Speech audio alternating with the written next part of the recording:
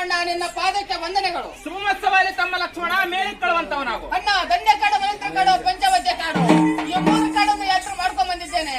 ಆ ಸೀತೆ ನಮ್ಮ ಕಣ್ಣಿಗೆ ಕಾಣಲಿಲ್ಲ, ರಾವಣ ಪಟ್ಟಣ ಬೇಗ ರಥವನ್ನು ಸಿದ್ಧಪಡಿಸಣ್ಣ. ಸುಮತ್ಸವಾಲಿ ಮಗುಮಾರತಿ ಮೇಳಿಕೊಳ್ಳುವಂತವನಾಗು. ಕಾಡಿನಲ್ಲಿ ವಾಸ ಮಾಡುತ್ತಿರುವಾಗ ದುರಂಕರದ ರಾವಣನ ಚೋರ ಆ ಪಾಪಾತ್ಮನನ್ನು ಸಂಹರಿಸಿದ ರಾವಣ ಚೋರ ವೇಷದಿಂದ ಬಂದು ಕತ್ತು ತಂದ ಸೀತನ ಹಪಾರಿಸಿಕೊಂಡು ಬೈಯಬೇಕಾದರೆ ಆ ರಾವಣಿಗೆ ಎಷ್ಟು ಅಹಂಕಾರ, ಎಷ್ಟು ಮನಸ್ಕಾರ ಇರುವುದು.